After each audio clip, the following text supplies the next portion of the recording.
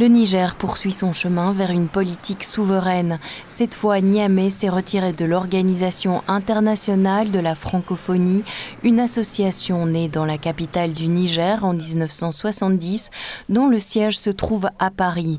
La porte-parole de l'OIF, de l'organisation en question, déplore le départ du Burkina Faso de l'organisation, mais respecte sa décision et ajoute que le Mali emprunterait probablement le même chemin. J'ai l'honneur de porter à votre connaissance que par note verbale en date du 7 mars 2025, le gouvernement nigérien a décidé souverainement du retrait du Niger de l'Organisation internationale de la francophonie. Je vous saurai gré d'en informer vos juridictions respectives d'accréditation. Peu de temps après, le Mali a publié une déclaration de retrait de l'OIF. La partie malienne a mentionné sa contribution importante à la construction et au renforcement de cette organisation, ainsi que son attachement aux valeurs promues par la francophonie.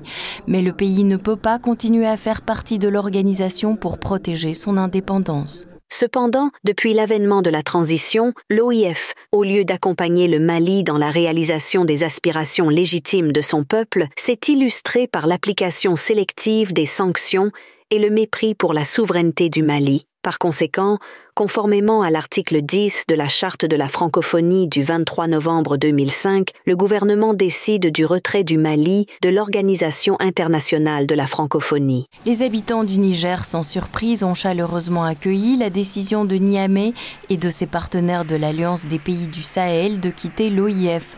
Beaucoup y trouvent une solution logique au processus de lutte contre le passé colonial. Non, d'emblée, je dirais qu'il faut déjà s'en féliciter. Oui, il faut féliciter notre pays, les autorités nigériennes, le CNSP en particulier, pour cette lucidité.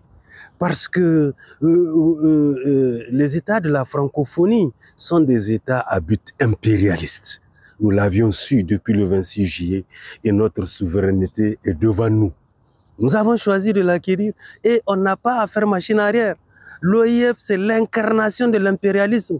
L'OIF, c'est tout ce qui nous a amenés dans la situation de pays à revenus intermédiaires, de pays en situation difficile, de pays les pays les plus pauvres du monde, etc. Tout ça, c'est une lecture, c'est du dogmatisme, c'est de l'endoctrinement. L'OIF est le symbole de l'endoctrinement du peuple africain. Et cette décision est une suite logique par rapport au bras de fer, ou on peut dire que les ententes qui existent entre le Niger et la France. Vous n'êtes pas sans savoir que depuis l'avènement du CNSP, ils ont décrété. L'OIF, tout comme beaucoup d'autres organismes, sont en train, malheureusement, d'être utilisés par certains de nos ennemis, à la solde donc de l'impérialisme, pour ne pas dire l'impérialisme lui-même, pour donc nous dévier de tout ce qui était objectif assigné à cette organisation. Je les soutiens pour la simple raison que nous ne sommes pas les premiers. Il n'y a pas 20 ans, le Rwanda parlait le français comme nous. Le Rwanda a décidé de sortir de la francophonie pour opter pour une autre langue. Le retrait du Niger, du Burkina Faso et du Mali de cette organisation correspond bien à la détermination des autorités africaines de lutter pour leur indépendance absolue de l'influence d'autres pays de l'Ouest, en particulier de la France, son ancien colonisateur, dont la politique étrangère provoque des réactions négatives dans le continent noir.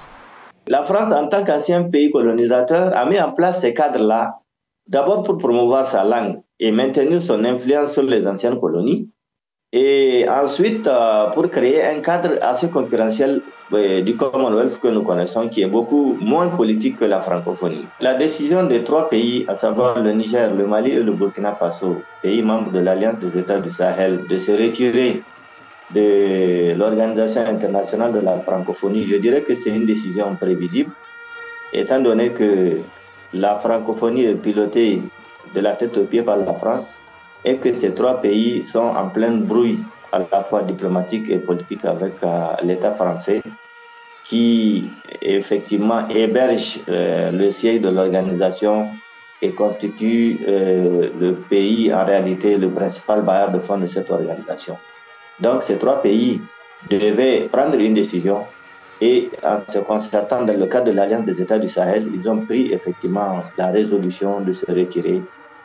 Une décision tout à fait logique dans la mesure où vous ne pouvez pas être dans une organisation dont le principal membre ne vous regarde pas de bon oeil, ne vous écoute pas et fait des pieds et des mains pour vous déstabiliser aussi bien du point de vue politique que militaire.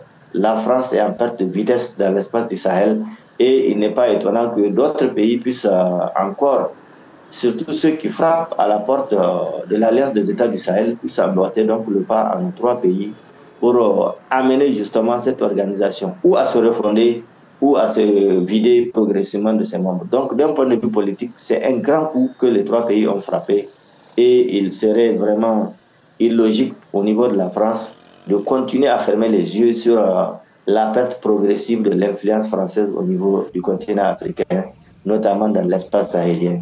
Et si cela continue, il est fort à craindre que dans quelques mois, quelques années, il n'y ait plus aucune image, aucun signe de la présence française dans le Sahel, ce qui constituerait effectivement une grande perte pour ce pays qui a toujours reposé ou bâti les principes de son développement sur l'exploitation des richesses sahéliennes et de la soumission des États sahéliens à ces désidératas.